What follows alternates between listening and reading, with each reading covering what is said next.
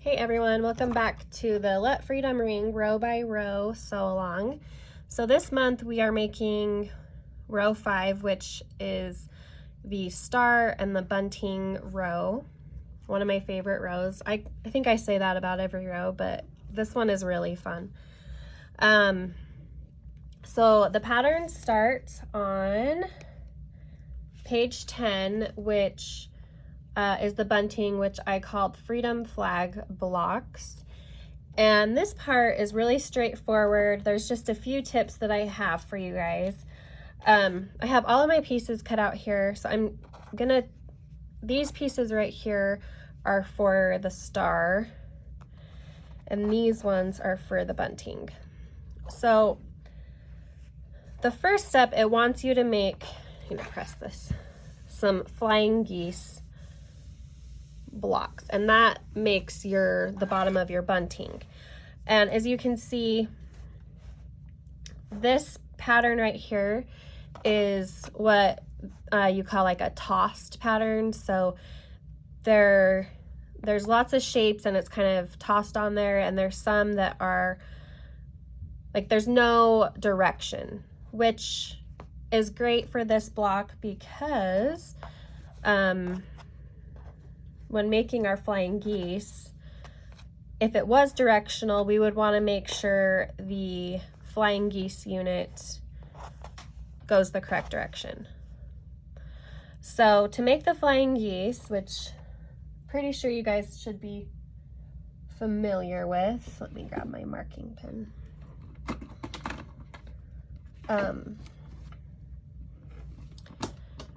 It's really straightforward.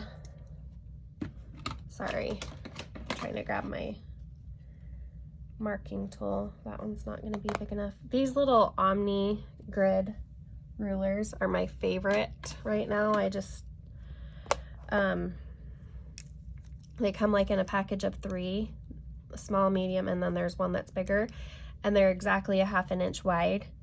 So they're great for marking. And I'm kind of obsessed with them right now. Just gonna give this a quick press.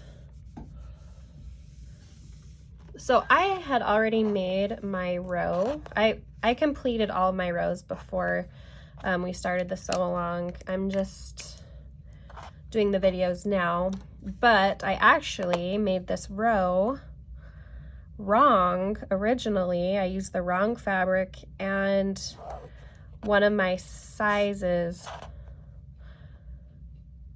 block sizes, I did wrong, which I'm not sure how I did that, but so I am remaking my entire row. So I have cut everything out. Okay, so I'm going to place this one here, and I'm gonna sew. I marked a guideline from corner to corner, and I'm gonna sew on my line and then trim a 1/4 inch away, and then I'm gonna repeat that on the other side. Okay, so I have my flying geese unit. You're gonna make 2 of these, and then you're gonna grab your E square and sew these together. One thing I did want to mention too, if you're not using the same fabric as me, this is a great place to pick a focal print that you want to show off. It's a big piece, and that's exactly what I did with this line of fabric. Is I picked the main focal print of the line in the aqua colorway, and did it for this bunting block because you can see a lot of the designs. Now I'm looking at my other one that I cut, and they're almost exactly the same. So I might actually go and recut this piece and try and maybe get the America word in here somewhere, because right now we have the same things, and I think it would be fun to have the word America in this piece. So that's my biggest tip. So I'm gonna go ahead and sew this. I'm gonna set this over here and show you the next step for the other block. So same thing, you're going to be making a flying geese unit. This is your striped block. So I left my selvage on that. Okay, so I have my G strip and a mark, my navy. So this navy print works so well with this line of fabric. It's a Riley Blake Basic by Christopher Thompson, Blossom. It's one of my go-to blender fabrics. There's a lot of colors in the collection, and they're great for blending and using with other prints. Kind of gives your eye a place to rest. So I love using this one. So I'm going to make my flying geese block, and then we will sew our strips together. I have my block made, so like I said, you'll make 3 of these. These are so easy to whip up. It would be so cute to do just this row by itself and do like a table runner, and you could use it, do for other holidays. I think Halloween would look so cute using this block. And I might just make one because I just keep whenever I look at this row, I'm like, I need to do this in Halloween. Okay, so I'm gonna set these aside. All right, I have my block done. This block is so easy. You guys are gonna love making this. You need 3 of these and then 2 of your focal print ones. I'm gonna set these aside, and I have my pieces here for the next block that's in that row, which is on page 11, the Star-spangled block. Now my biggest tip for you on this block is I like to lay out my pieces right next to my sewing machine, so I'm not transferring them more than once and pieces get put in the wrong direction or the wrong position. So what I would do is go to the diagram, and you're going to set up your pieces exactly how you should sew them. So as you can see, I've made my square here with my pieces. It's like a little puzzle. Now when you do these blocks, you always sew the 2 short sides together, and then you'll press and press towards the dark, and then you'll sew your larger triangle to this once it's sewn.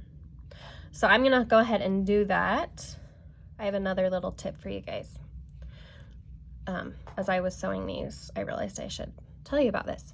So when I'm putting these right sides together, now mind you, this is just how I like to do this. If you try and start sewing from this point, the chances are you're gonna get this stinker of a point eaten by your machine. So instead of starting at this point, so I need to sew down this line right here. So I flip it, and this is where you need to be careful because you don't want to mess up the direction of where your colors need to go. I always start at this angle here. So instead of starting at this point, I'm going to start at this one, and my machine is not going to eat this point, if that makes sense. So if you have problems with that, I would definitely try that. The other thing you can do is always start sewing with a leader. If you're not sure what a leader is, I'm sure you can YouTube it and Google it. I don't always use leaders and unders, but I know some people, including my mom, she swears by them, and she always uses a leader when she starts sewing. So that's my tip for that. I'm going to go ahead and finish sewing my piece together so I make this part of my block. All right, so I made my unit here. I don't know what to call these. They're not half square triangles, they're not quarter square triangles, so I'm sure there's a specific name, but I don't really know it. So I'm using my block lock for trimming these. Honestly, once you start using these, they're like a game changer, and you'll want one in every size.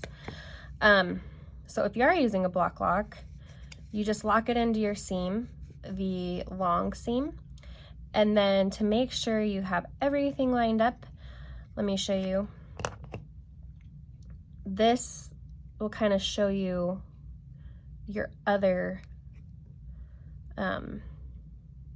right here will show the center between those two. So just line all of those up. You don't have much trimming to do on these, but I definitely wouldn't skip this step. And if you have a rotating mat, it makes this even easier. Okay, so I have my block trim. I've already trimmed my other ones. Now, the rest is the easy part. You're just gonna lay out your block, and I would just, I did fussy cut this one. I did not fussy cut this one. So I might, I mean, I have a whole truck in here, so I don't know, I might leave it. But this is another great place to fussy cut something that you want to show off in the quilt. So you're gonna lay out your block, and like I said, I love doing this by my machine. I'm just gonna lay it out on this mat, and then I can just move it right by my machine.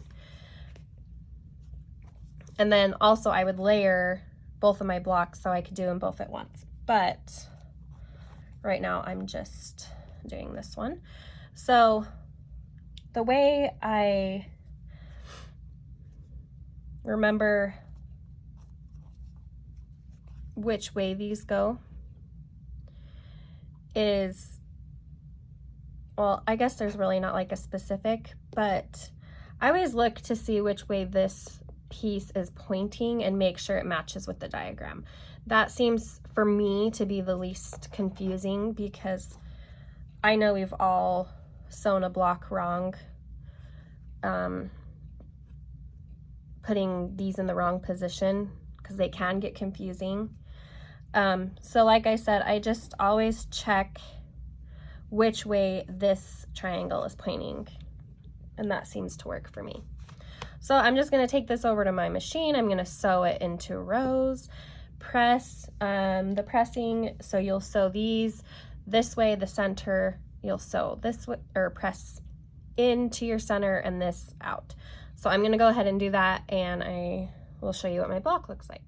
All right, so I just finished doing my block. I just want to mention it is so important you trim these pieces, because you want to make sure you have plenty of room for your seam allowance so you don't lose these points. Also, look how cute my red truck is in the middle. I'm glad I fussy cut that.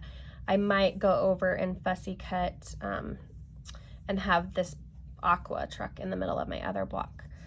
So this, you need 2 of these, and then your bunting blocks, and you just sew them into your row. So that's it for this week, or month I should say.